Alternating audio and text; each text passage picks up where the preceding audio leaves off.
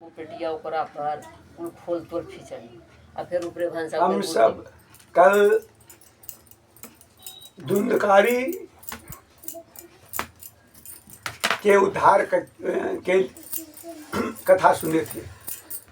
जब धुंधकारी का उद्धार हो गया तब हम सब अब सप्ताह यज्ञ, ये जो श्रीमद् भागवत कथा का सप्ताह यज्ञ है उसका विधि क्या है ये सनकादिक बताते हैं। सनकादिक जी बता रहे हैं कि इसका विधि क्या है, कैसे इस श्रीमद् भागवत कथा को करना चाहिए, कैसे स्थान पर करना चाहिए, उनका प्रवक्ता कैसा होना चाहिए, उनका श्रोता कैसा होना चाहिए, इनमें कितना उल्लास से करना चाहिए, ये सब कथा सप्ताह यज्ञ का विधि बताते हैं। कहते हैं सनकादिक कहते हैं कि नारद जी अब हम आपको सप्ताह श्रवण की विधि बताते हैं। यह विधि प्रायः लोगों की सहायता और धन से साध की गई है। यानी ये श्रीमद् भागवत कथा अकेले की बात नहीं है। जब सप्ताह यज्ञ होगा तो पूरे एरिया से सहयोग लेना पड़ता है, पूरे क्षेत्र से सहयोग लेना पड़ता है, कुछ न कुछ लेना पड़ता है। उसके कारण राशि जैसे विवाह का होता है उत्सव, उस प्रकार श्रीमद् भागवत कथा का उत्सव होना चाहिए। उस प्रकार धन लगा करके है न, जन लगा कर सब खर्च के साथ करना चाहिए। लोगों की सहायता और धन से साध्य है। पहले तो यंत्र पूर्वक ज्योतिषियों को बुलाकर मुहूर्त पूछना चाहिए। क्या करना चाहिए? मुहूर्त पूछना चाहिए कि श्रीमद् भागवत कथा कब करना चाहिए, किस मुहूर्त में करना चाहिए। तथा विवाह के लिए जिस प्रकार धन का प्रबंध किया जाता है उस प्रकार ही धन की व्यवस्था इसके लिए करनी चाहिए। तब न होगा, डेकोरेशन होगा तो कलश यात्रा होगा अपने ढंग से, जैसे कथा आरंभ करने का महीना होता है। भागवत कथा सब महीना में नहीं होता है। देखो कथा करने का आरंभ में क्या है? भादो, आश्विन, कार्तिक, माघशीष, अगहन, आषाढ़ और सावन, यही 6 महीना है। ये 6 महीना में भागवत कथा होना चाहिए। वैशाख फागुन नहीं, ये भागवत कथा है 6 महीना। आषाढ़, सावन, आश्विन, भादो, आश्विन, कार्तिक, अगहन, ये 6 महीने श्रोताओं के लिए मोक्ष की प्राप्ति करता है। ये जो हो रहा है ये मोक्ष की प्राप्ति के लिए इस महीना में होता है। देवर से इन महीनों में भी भद्रा व्यतिपात आदि कुयोगों को सर्वथा त्याग देना चाहिए तथा दूसरे लोग जो उत्साही हो उन्हें अपना सहायक बना लेना चाहिए। देखे थे कथा हो रहा था बलवा पर, तो करीब 100 गांव चंदा मांगने के लिए गए थे। 100 गांव, एक गांव नहीं। ये उत्साही होना चाहिए, उत्साह होना चाहिए। यहाँ पर भी हुआ था तो कम से कम 50 गांव गए थे। फिर प्रयत्न करके देश देशांतरों में संवाद भेजना चाहिए, सबको भेजना चाहिए संवाद। सब गाँव में गाँव प्रखंड की अमुक स्थान पर भागवत कथा हो रही है कि यहाँ कथा होगी, सब लोगों को सपरिवार पधारना चाहिए। जो स्त्री और शूद्र आदि भागवत कथा एवं संकीर्तन से दूर पड़े गए हैं उनको भी सूचना हो जाए, ऐसा प्रबंध करना चाहिए। देश देश में जो विरक्त वैष्णव है लेकिन विरक्त है, वैष्णव है तो गृहस्थ भी है, विरक्त भी है, सन्यासी भी है और हरि कीर्तन के प्रेमी हो, उनके पास निमंत्रण पत्र अवश्य भेजें। किसके पास? जो वैष्णव है, हरि कीर्तन के प्रेमी है, भगवान के चरणों में जिसका प्रेम है, उसको तो अवश्य भेजना चाहिए कि यहाँ भागवत कथा हो रही है। उसे लिखने की विधि इस प्रकार बताई गई है। कैसे लिखने की विधि है? इस प्रकार बताई गई है कि महानुभावों, यहाँ 7 दिन सत्पुरुषों का बड़ा दुर्लभ समागम रहेगा और अपूर्व रसमयी श्रीमद् भागवत की कथा होगी। आप लोग भागवत रस के रसिक हैं, अतः श्रीमद् भागवत अमृत का पान करने के लिए प्रेम पूर्वक शीघ्र ही पधारने की कष्ट करें, कृपा करें। यदि आपको विशेष अवकाश न हो 7 दिन में, तो कम से कम 1 दिन तो अवश्य आवे। कहते हैं कि महानुभावों, यहाँ 7 दिन तक सत्पुरुषों का बड़ा दुर्लभ समागम रहेगा और अपूर्व रसमयी श्रीमद् भागवत की कथा होगी।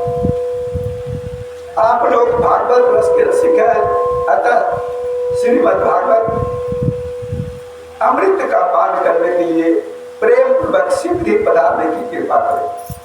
यदि आपको विशेष अवकाश न हो तो भी 1 दिन के लिए तो अवश्य ही कृपा करनी चाहिए, क्योंकि यहाँ का भी एक क्षण, क्योंकि यहाँ का तो एक क्षण भी अत्यंत दुर्लभ है। इस प्रकार विनय पूर्वक उन्हें निमंत्रण करें और जो लोग आए उनके लिए यथोचित निवास स्थान का प्रबंध करें। यानी दूर दूर से आते हैं तो उनके लिए ठहरने का भी प्रबंध करें, भोजन का भी प्रबंध करें। ये भागवत रसासक्ता श्रवण का भी है। कथा का श्रवण किसी तीर्थ में, देखिए कथा कहाँ कहना चाहिए? कोई तीर्थ में, वन में, अथवा अपने घर पर भी अच्छा माना जाता है। क्या? अथवा अपने घर पर भी अच्छा माना जाता है, जहाँ लंबा चौड़ा मैदान हो। क्या हो? जहाँ लंबा चौड़ा मैदान हो, वही कथा स्थान रखना चाहिए। भूमि का शोधन, मार्जन और लेपन करके रंग बिरंगी धातु से चौक खोले, घर की सारी सामग्री उठाकर एक कोने में रख दे। 5 दिन पहले से ही पूर्वक बहुत से बिछाने के बाद एकत्र कर ले। केले के खंभों से सुशोभित एक ऊंचा मंडप तैयार करें, उसे सब और फल, पुष्प, पत्र और चंदोबे से अलंकृत करें तथा चारों ओर झड़ियां लगाकर तरह तरह के सामानों से सजा दें। ऐसे ही नहीं किया जाता है उसको, जैसे शादी विवाह में होता है उस प्रकार। उस मंडप में कुछ ऊंचाई पर 7 विशाल लोकों की कल्पना करें और उनमें विरक्त ब्राह्मणों को बुलाकर बिठाए। आगे की ओर उनके लिए वहां यथोचित आसन तैयार करते। ये विधि बता रहे हैं, भागवत कथा किस प्रकार करना चाहिए। उनके पीछे वक्ता के लिए भी एक दिव्य सिंहासन का प्रबंध करें। यदि वक्ता का मुख, देखिए अगर वक्ता का मुख उत्तर तरफ है, उत्तर की ओर रहे तो श्रोता पूर्वाभिमुख हो जाए, पूर्व की ओर रहना चाहिए। श्रोता उत्तर हो, श्रोता पूर्वाभिमुख हो जाए।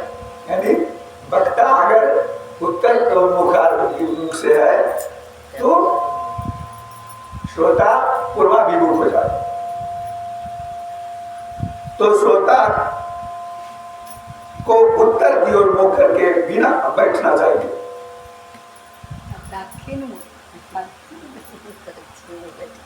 अथवा वक्ता और श्रोता को पूर्व मुख होकर बैठना चाहिए। देश काल आदि को जानने वाले महानुभावों ने श्रोता के लिए ऐसा ही नियम बताया है। जो वेद शास्त्र की स्पष्ट व्याख्या करने में समर्थ हो तरह तरह के दृष्टांत दे सकता हो और विवेकी और अत्यंत निष्प्रिय हो, ऐसे विरक्त और विष्णु भक्त ब्राह्मण को वक्ता बनाना चाहिए। श्रीमद् भागवत के प्रवचनों में ऐसे लोगों को नियुक्त नहीं करना चाहिए जो पंडित होने पर भी अनेक धर्मों के चक्कर में पड़े हुए, स्त्री लंपट एवं पाखंड के प्रचारक हो। वक्ता के पास ही उसकी सहायता के लिए एक वैसा ही विद्वान और स्थापित करना चाहिए, वह भी सब प्रकार के संशयों की निवृत्ति करने में समर्थ और लोगों को समझाने में कुशल हो। देखिए, कथा प्रारंभ के दिन से एक दिन पूर्व व्रत ग्रहण करने के लिए वक्ता को छौर करा लेना चाहिए तथा अरुणोदय के समय शौच से निवृत्त होकर अच्छी तरह स्नान करें और संध्या आदि अपने नित्य कर्मों की संक्षेप से समाप्त करके कथा के विघ्नों की निवृत्ति के लिए श्री गणेश जी की पूजा करें। सबसे पहले गणेश जी की पूजा करें, तदनंतर पितृगण का तर्पण कर पूर्व पापों की शुद्धि के लिए प्रायश्चित करें और एक मंडल बनाकर उनमें श्री हरि की स्थापना करें। फिर भगवान श्री कृष्ण को लक्ष्य करके मंत्र उच्चारण पूर्वक क्रमशः षोडशोपचार विधि से पूजन करें और इसके पुण्य के पश्चात प्रदक्षिणा तथा नमस्कार आदि कर इस प्रकार स्तुति करें। किस प्रकार स्तुति करें? संसार सागरे मरणं दीनं सा करुणानिधे करुणोह गृहीतां वासुधर भवार्वात् श्रीमद्भागवतस्यापि ततः पूजा प्रयत्नतः कर्तव्या विधिना प्रीत्या धूपदीप समन्विता ततः तु श्रीफलं श्रुत्वा नमस्कारं समाचरेत् अस्तुते प्रसन्नचित्तेन कर्तव्या केवलं तदा श्रीमद्भागवताख्यो अयं प्रत्यक्ष कृष्ण एवं सुकृतो असि मया नाद मुक्त्यर्भवसागरे मनोरथो सद्योऽयं सफलः सर्वथा त्वया मनोरथो पदीयोऽयं सफलः सर्वथा त्वया। कहते हैं ये क्या स्तुति है? कहते हैं करुणानिधान। करुणानिधान की क्या नाम है? भगवान राम को कहते हैं करुणानिधान। मैं संसार सागर में डूबा हुआ और बड़ा दीन हूँ। इस प्रकार प्रार्थना करना चाहिए कि मैं संसार सागर में डूबा हुआ और बड़ा दीन हूँ, कर्मों के मोह रूपी ग्रह ने मुझे पकड़ रखा है, आप इस संसार सागर से मेरा उद्धार कीजिए। इसके पश्चात धूप दीप आदि समाधियों से श्रीमद् भागवत की भी बड़े उत्साह और प्रीति पूर्वक विधि विधान से पूजा करें। फिर पुस्तक के आगे नारियल रखकर नमस्कार करें और प्रसन्न चित्त से इस प्रकार स्तुति करें। श्रीमद् भागवत के रूप में कहते हैं, श्रीमद् भागवत के रूप में आप साक्षात श्री कृष्ण ही विराजमान है। ये सत्य है कि श्री कृष्ण भगवान ही ये भागवत महापुराण के रूप में है। नाथ, मैंने भवसागर से छुटकारा पाने के लिए आपकी शरण ली है। क्या कहते हैं? मैं भवसागर से छुटकारा पाने के लिए आपकी ही शरण ली है। मेरा यह मनोरथ आप बिना किसी विघ्न बाधा के सांगोपांग पूरा करें। केशव, मैं आपका दास हूँ, सेवक हूँ। इस प्रकार दीन वचन कहकर फिर वक्ता का पूजन करें। पहले व्यासपीठ का, फिर वक्ता का पूजन करें। उसे सुंदर अवस्थाभूषण से विभूषित करें और फिर पूजा के पश्चात उसकी इस प्रकार स्तुति करें। सुख स्वरूप भगवान जो प्रवक्ता है उनको कहते हैं सुख स्वरूप, यानी सुखदेव जी। जो सुखदेव जी थे उस स्वरूप में आप समझाने की कला में कुशल और सब शास्त्रों में पारंगत है। कृपया इस कथा के प्रकाशित करके मेरा ज्ञान दूर करें, फिर अपने कल्याण के लिए प्रसन्नता पूर्वक उसके सामने नियम ग्रहण करें और 7 दिनों तक यथाशक्ति उसका पालन करें। जो नियम ले ले 7 दिन तक, तो नियम क्या है ये भी बताएंगे कि 7 दिन तक कैसे रहना चाहिए। कथा में विघ्न न हो इसके लिए 5 ब्राह्मणों को और वर्णन करें। वे 12 अक्षर मंत्र द्वारा भगवान के नामों का जप करें, फिर ब्राह्मण, अन्य, विष्णु भक्त एवं कीर्तन करने वालों को नमस्कार करके उनकी पूजा करें और उनकी आज्ञा पाकर स्वयं भी आसन पर बैठे। जो पुरुष लोग, संपत्ति, धन, घर और पूजा आदि की चिंता छोड़कर, देखिए भागवत कथा में क्या कर रहे हैं, बैठिए तो लोग, संपत्ति, धन, घर और पुत्र आदि की चिंता को छोड़ देना चाहिए। जब तक बैठिए कम से कम 1 घंटा, आधा घंटा, 2 घंटा, तो घर की चिंता को त्याग देना चाहिए। इसकी कथा है कि याज्ञवल्क्य की जो कथा लगते पीछे बोले, राजा जनक जो थे, राजा जनक एक ऐसा राजा थे जिसको कहा जाता है राज ऋषि, भगवान के परम भक्त। यानी दिखने में तो लगे कि पूरे के पूरे गृहस्थ जीवन में पूरे रागी है, लेकिन अंदर से बैरागी थे। क्या थे? सब कुछ था उनके पास, लेकिन किसी के प्रति मोह, ममता, राग नहीं था। तो एक गृहस्थ राज ऋषि थे, याज्ञवल्क्य जी ऋषि थे। वो सत्संग के लिए जाते थे, वहां कराते थे, सत्संग में बैठते थे। बड़े बड़े ऋषि मुनि भी आते थे, बड़े बड़े संत भी आते थे। जो रहते थे आश्रम में, प्रत्येक दिन सत्संग होता था। क्या होता था?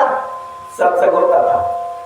तो याज्ञवल्क्य जी जो व्यास थे, संत थे, जो कथा करते थे, तो सब ऋषि मुनि आ जाते थे, बैरागी आ जाते थे, विरक्त आ जाते थे, लेकिन राजा जनक नहीं आते थे। तो कहते थे कि राजा जनक आएंगे तो कथा आरंभ होगा। सब लोग कहते थे कि हम सब आ गए तो कथा आरंभ कीजिए, सत्संग शुरू कीजिए। लेकिन बोले नहीं, राजा जनक आएगा तभी कथा होगा। तो ये सब को लगा कि हो सकता है राजा रहे, राजा का प्रभाव के कारण करे, तो ऐसी बात नहीं था।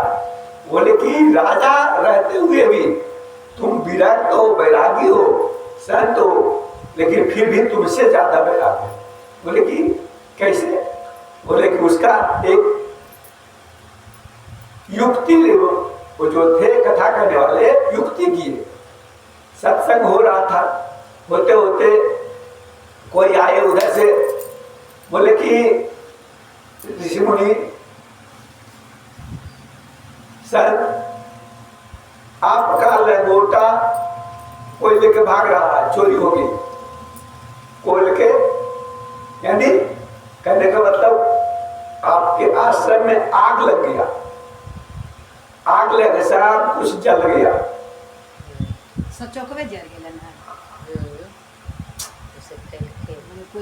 परीक्षा, यानी कहने का मतलब सत्संग प्यारा है, कथा प्यारा है कि अपना घर द्वार प्यारा है, समझे? तो जैसे ही आकर के बोले कि आप लोग का तो आश्रम में आग लग गया, तो जितने भी वहां बैरागी थे, संत थे, ऋषि मुनि थे, सब वहां से उठ के बोले कि हमको लंगोटा वहां रह गया, मेरा धोती रह गया, मेरा लोटा रह गया, सब जल गया जाएगा। उठ के सब भाग गया अपने देखने के लिए कि मेरा क्या क्या चीज जला। यहाँ तो राजा जनक जी अकेले रह गए, सब के सब भाग गए। तब फिर वहां जब गए तो बोले कुछ नहीं जला, जैसे कोई परीक्षा में यानी इनको अभी तक उनके प्रति राग है कि नहीं है, कि सत्संग के प्रति प्रेम है, कि उसके प्रति प्रेम, इसको लिया गया। तो फिर देखिए जब चले आए तो बोले कुछ नहीं। फिर 15 दिन के बाद सत्संग हो ही रहा था, जैसे सत्संग हो रहा था तो इनको बोला गया कि आग लग गया। उसी प्रकार राजा जनक जी को बोला कि महाराज आपके राज्य में तो राजा शत्रु चढ़ाई कर दिया, अब उसको मारते काटते हुए आपके राज्य में घुस गया, सबका नष्ट कर रहा है। राजा जनक को बोले कि राजा जनक बोले कि प्रभु का सत्संग सुन रहे हैं, अब प्रभु ही है तो उनको जो इच्छा होगा वो होगा, इनको तो छोड़ के हम जाएंगे नहीं। यानी कितना भी समझाए बोले नहीं महाराज, सब आपको मार काट के सब कुछ लेके चला जाएगा। बोले नहीं, मेरे प्रभु हैं तो हम उन पर विश्वास है, इसलिए कुछ नहीं होगा। जैसे ही कथा समाप्त हुआ तो देखा कि जितने भी शत्रु अपने आप पराजित होकर चला गया, यानी कुछ हुआ नहीं, सत्संग से उठे नहीं।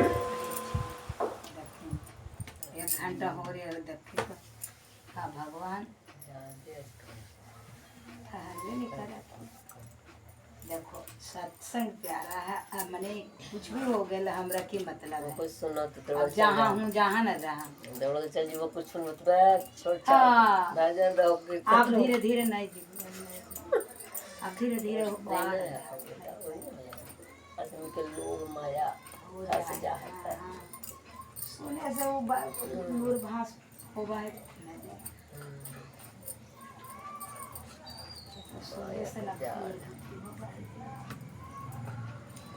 बाप रे माँ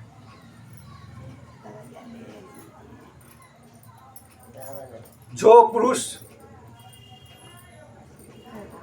लोक संपत्ति धन घर और पुत्र आदि को छोड़कर, चिंता छोड़कर शुद्ध चित्त से केवल कथा में ही ध्यान रखता है, उसे उसके श्रवण का उत्तम फल मिलता है। सभी जगह से ध्यान हटा करके और इस कथा में रहता है, उसको उत्तम फल मिलता है। बुद्धिमान वक्ता को चाहिए कि सूर्योदय से कथा आरंभ करे। ये कथा क्या है? रात को नहीं, हमेशा दिन में ही होना चाहिए, क्योंकि सूर्योदय से सूर्यास्त के पहले हो जाना चाहिए। ये कथा का नियम है। तो छुट्टियां नहीं होगा। सप्ताह यज्ञ में 7 दिन के 7 दिन वाला में जो रात को होता है वो गलत हो रहा है। अपनो तो 4-5 बजे खत्म हो जाता, वो दिन में ही होना खत्म होना चाहिए, और वो भी होना चाहिए 3-4 घंटा का नहीं रहना चाहिए। सूर्योदय हो आरंभ हो जाना चाहिए, और 12 बजे दिन हुए तो क्या करना चाहिए? 2 घड़ी के लिए विराम होना चाहिए, और वो विराम भजन चलते रहना चाहिए। और प्रवक्ता फिर 2 घड़ी के बाद आकर के कथा आरंभ करे, तो फिर सूर्यास्त तक कथा चलते रहना चाहिए। यानी इतना ऐसा कथा होना चाहिए। लेकिन लोग को मेन है सुनने वाला नहीं उतना समय दे सकता, लोग भी हो गए 3 घंटा ज्यादा कोई करे, और कहने वाले को भी उतना समय थोड़ा आलसी नहीं है। दिन भर 3 घंटा तो ये कमाए दुनिया भर और दिन भर बुद्धिमान वक्ता को चाहिए कि सूर्योदय से कथा आरंभ करके 3:30 पहर तक मध्यम स्वर से अच्छी तरह कथा बाजे। अब दोपहर के समय 2 घड़ी तक कथा बंद रखे।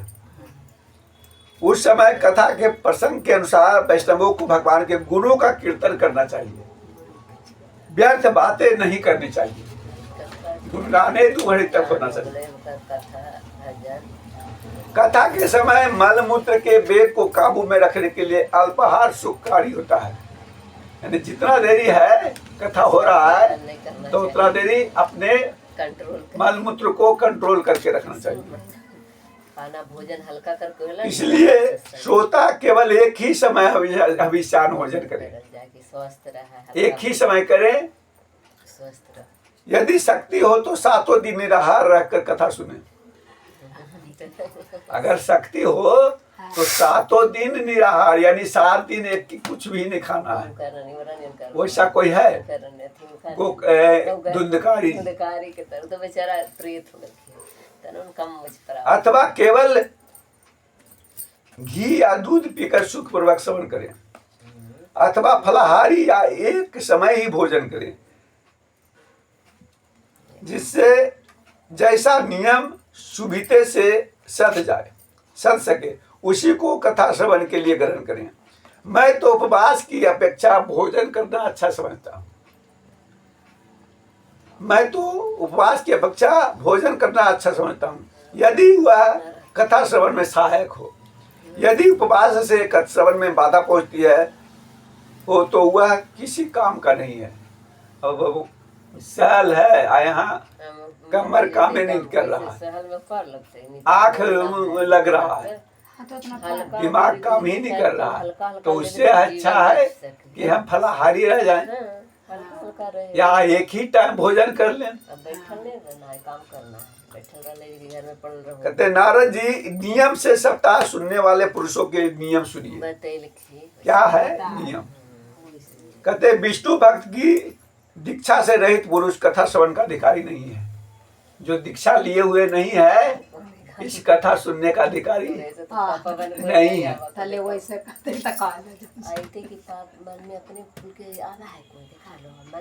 यानी कथा वही सुन सकता है, वही कथा सुन सकता है जिसके हृदय में प्रभु के लिए प्रेम है। किसको प्रेम रहेगा? वैष्णव को रहेगा, जो इनकी दीक्षा ले लिया है, इनकी भक्ति में रम गया है, उसको इंटरेस्ट भी लगेगा और रुचि लगेगा। और जो दीक्षा नहीं लिया है उसको तो रुचि लगेगा ही नहीं। इसलिए पहले ही बोल दिया है तो जो दीक्षा से रहित है, जो दीक्षा नहीं लिया है, उसको कथा श्रवण नहीं करना चाहिए। कथा श्रवण के अधिकारी नहीं है, क्योंकि यहाँ कथा जान रहा है कि उसको इंटरेस्ट नहीं होगा। 7 दिन के रहे तो किसी दुनिया लाखों करोड़ आ जाए। कहने का मतलब संसार में जितना भी है सबको दीक्षित हो जाना चाहिए। यानी दीक्षा ले लेना चाहिए। बिना दीक्षा के मनुष्य अपवित्र होता है। समझा? उसका दिया हुआ भोग भगवान अर्पित नहीं करते हैं। शंकर भगवान के लिए कोई खुल ले है ना भाई, तू कर लो इनके लिए। इनका सिर्फ दीक्षा वैष्णव का नाम ले रहा है यहाँ। कह रहा है तो फिर तो भी कोई रूप में ही है ना भाई, कहा खोना है ना, बाकी वो कह रहे हैं वो वैष्णव जो कहा जाए वो सिर्फ सुना कर। गाँव में नालंदा जिला में कई गो जो पुरुष नियम से कथा सुनने उसे ब्रह्मचर्य से रहना चाहिए, भूमि पर सोना चाहिए। क्या? जो पुरुष नियम से कथा सुने उसे ब्रह्मचर्य से रहना चाहिए, भूमि पर सोना और नित्य प्रति कथा समाप्त होने पर पत्तल में भोजन करना चाहिए। दाल, मधु, तेल, गरिष्ठ अन्न, भाव दूषित पदार्थ और बासी अन्न, इनका उसे सर्वत्र त्याग देना चाहिए। यानी गरिष्ठ भोजन नहीं करना चाहिए, प्याज लहसुन ये सब कुछ नहीं करना चाहिए। काम, क्रोध, मद, मान, मत्सर, लोभ, दंभ, मोह और द्वेष की तो अपने पास भी फटकने नहीं दे, नहीं कभी फटकने दे। काम, क्रोध, लोभ, दंभ, मोह और द्वेष, यानी इनको 7 दिन तक फटकने न दे, उनकी तरफ न जा। वह वेद, वैष्णव, ब्राह्मण, गुरु, गौ सेवक तथा स्त्री, राजा और महापुरुषों को निंदा से बचे। यानी निंदा, चुगली ये 7 दिन तक नहीं करना चाहिए। कम से कम 7 दिन तक ये सबसे दूर रहे, किसी का निंदा न करे। अखानियों नहीं करना चाहिए। कथा सुन रही नियम से, हाँ, नियम से कथा सुनने वाले पुरुष को, देखिए, नियम से कथा सुनने वाले पुरुष को रजस्वला स्त्री यानी जो मासिक हो गया, रजस्वला स्त्री अत्यज मलेच पति गायत्री हिंग द्विज ब्राह्मणों से द्वेष करने वाले तथा वेदों को न मानने वाले पुरुष से बात नहीं करना चाहिए। शास्त्र कहता है कि जो मासिक हो गया वो 7 दिन तक उससे बात नहीं करना चाहिए, यानी अपवित्र रहता है। ब्राह्मणों से द्वेष करने वाले तथा वेद को न मानने, जो वेद को नहीं मानता है उससे बात नहीं करना चाहिए। पुरुषों से बात नहीं करना चाहिए। सर्वदा सत्य, शौच, दया, मौन, सरलता, विनय और उदारता का बर्ताव करना चाहिए। धनहीन, क्षय रोगी, किसी अन्य रोग से पीड़ित, भाग्यहीन, पापी, पुत्रहीन और मुमुक्षु भी यह कथा श्रवण करे। जो भी है सब कथा श्रवण कर सकते हैं। कौन कौन कथा श्रवण करे? कोई रोगी हो, क्षय रोगी हो। क्षय रोगी किसको कहता है? टीबी को ही क्षय रोगी कहते हैं। धनहीन हो यानी गरीब हो, है न, धनहीन, क्षय रोगी, किसी अन्य रोग से पीड़ित, भाग्यहीन,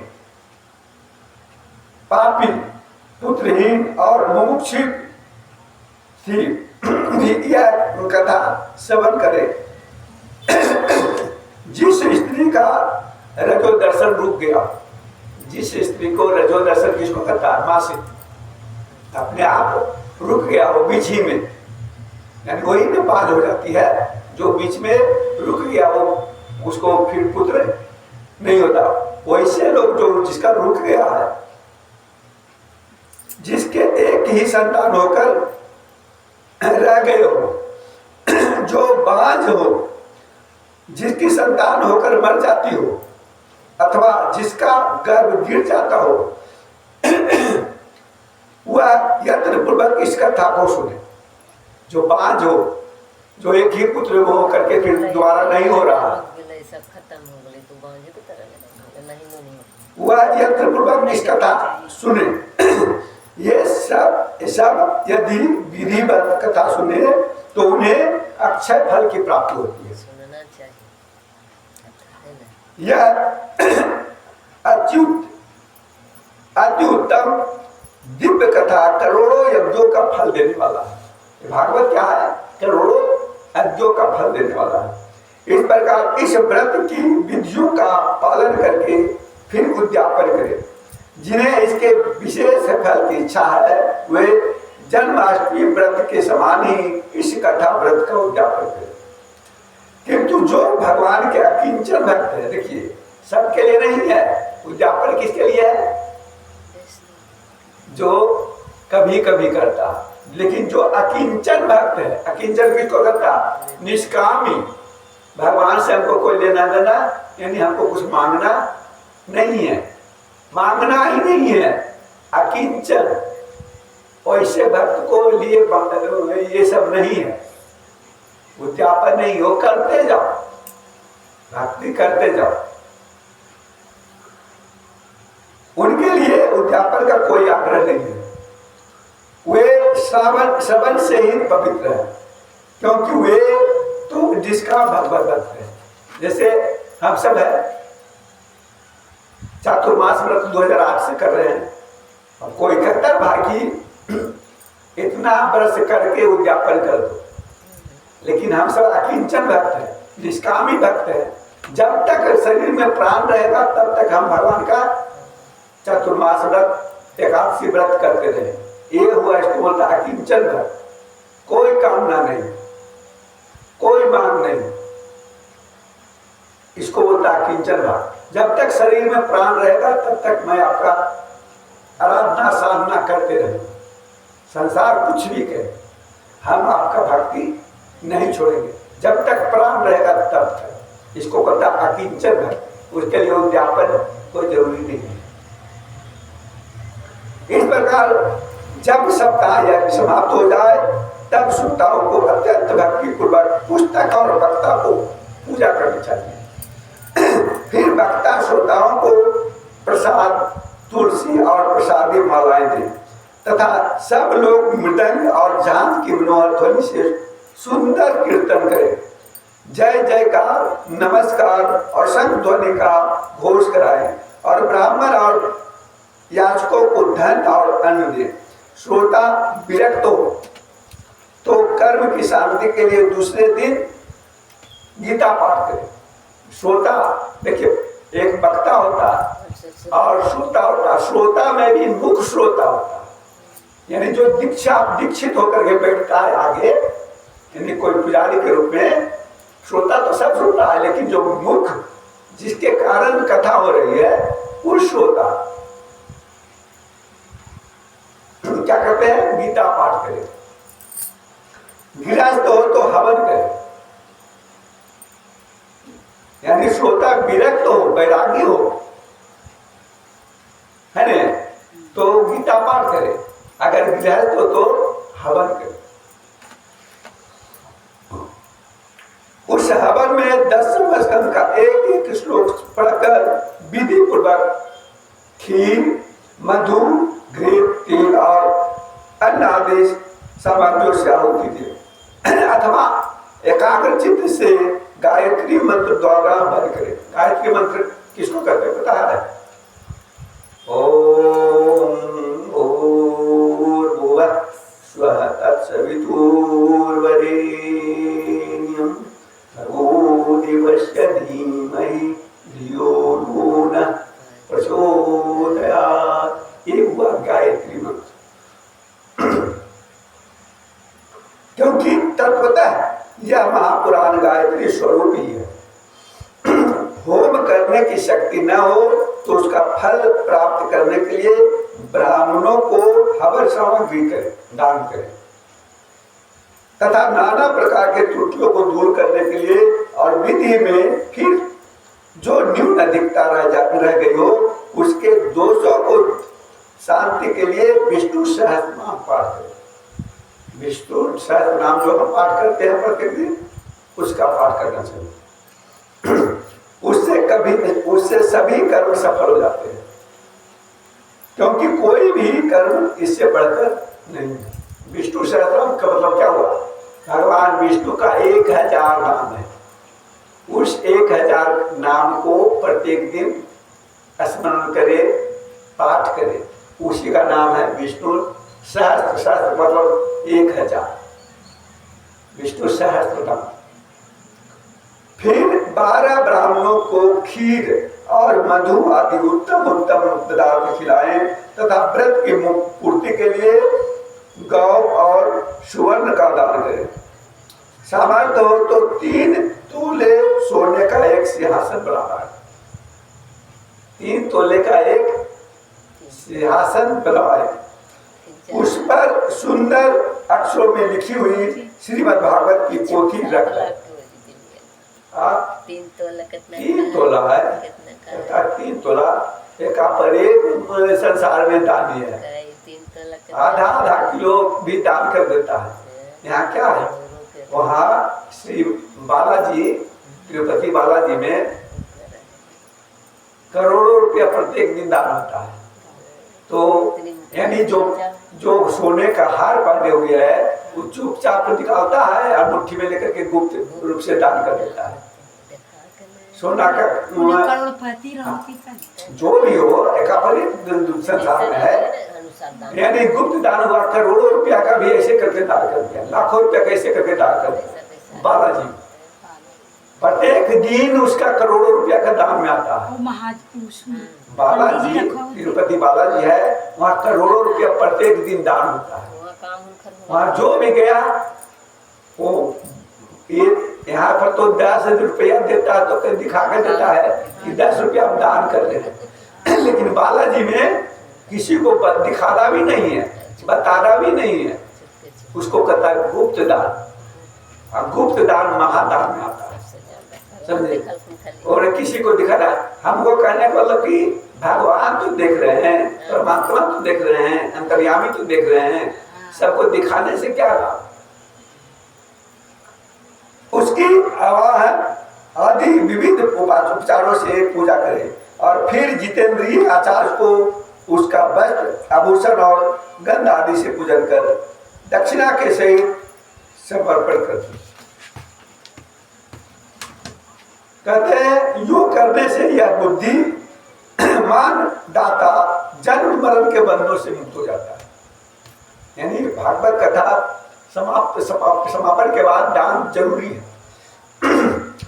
यह सप्ताह पारायण की विधि सब पापों को निवृत्ति करने वाली है। इसका इस प्रकार ठीक ठीक पालन करने से यह मंगलमय भागवत पुराण अभीष्ट फल प्रदान करता है तथा अर्थ तथा क्या क्या होता है अर्थ धर्म काम मोक्ष ये क्या है? चार पुरुषार्थ है। मनुष्य का क्या है? चार पुरुषार्थ है, धर्म अर्थ काम और मोक्ष। धर्म करने से यही चार मिलता है। सरकार कहते हैं कि नारद जी इस प्रकार तुम्हें यह भागवत सप्ताह श्रवण की विधि हमने पूरी सुना दी। अब और क्या सुनना चाहते हैं? इस श्रीमद् भागवत से भोग और मोक्ष दोनों ही हाथ लग जाते हैं, भोग भी और मोक्ष भी। संसार में जब तक रहा, संसार के जितने भी है कर्म करते जाइए, अंत में भगवान की प्राप्ति मोक्ष हो जाता है। सूत जी कहते हैं शौनक जी योग कहकर महामुनि शंका देख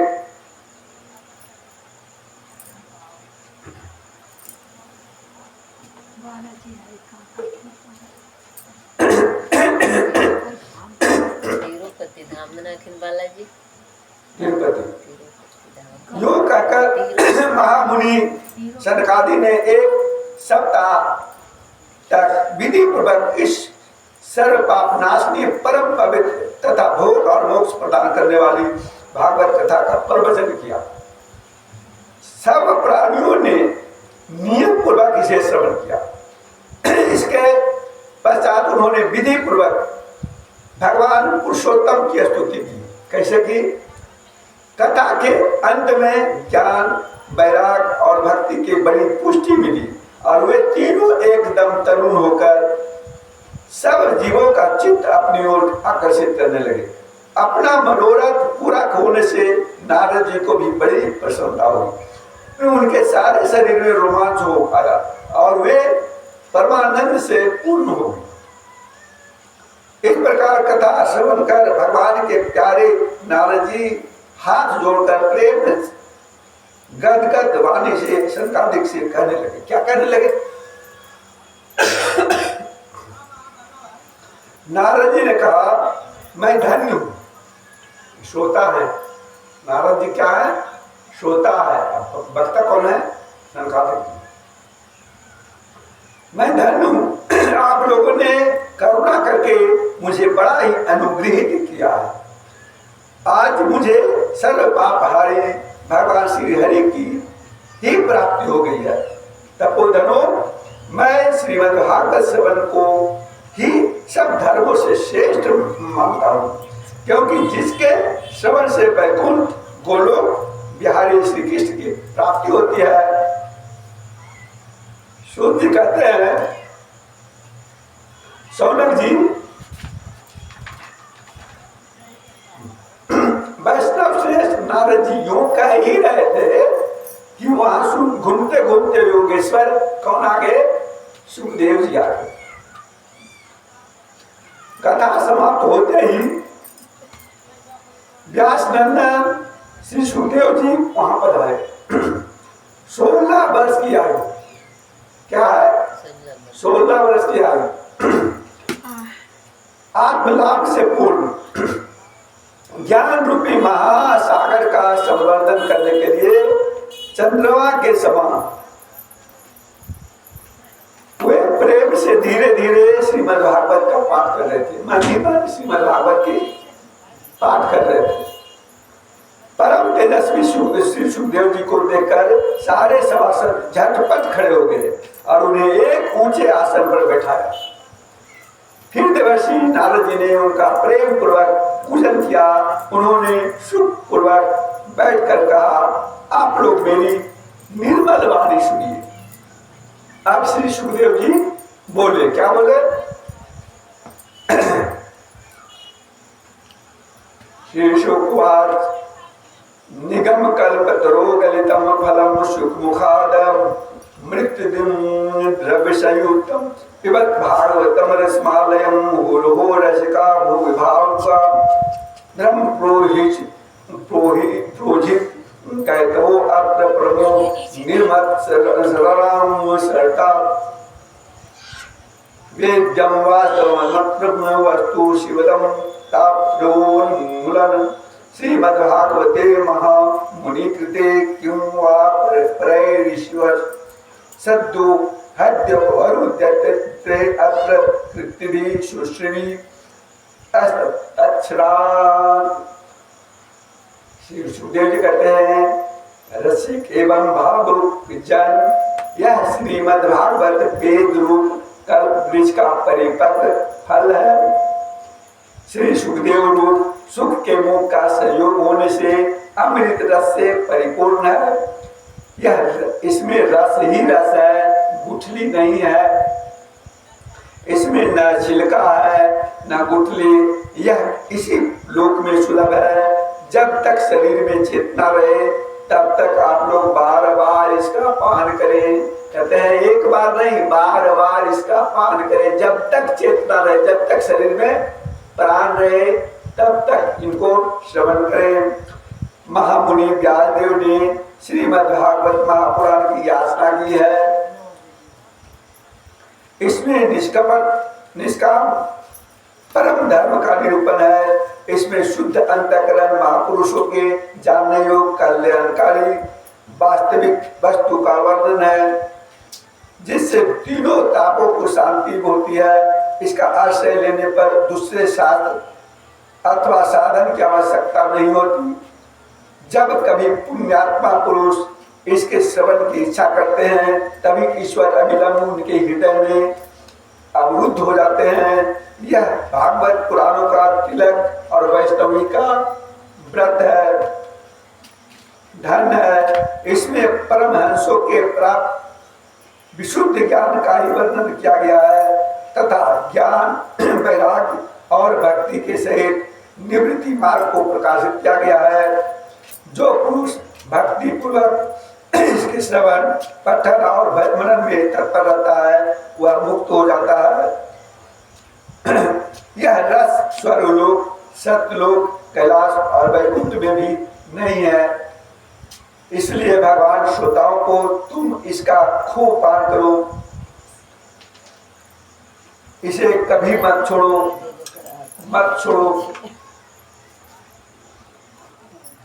प्रेम सोने श्री वृंदावन बिहारी लाल की जय, आनंद कंद भगवान की जय, श्री श्रेष्ठा लक्ष्मी नारायण भगवान की जय, विष्णु पार्षद जय विजय की जय, ग्राम बस्ती की जय, अपने गुरुदेव स्वामी की जय। हर हर महादेव।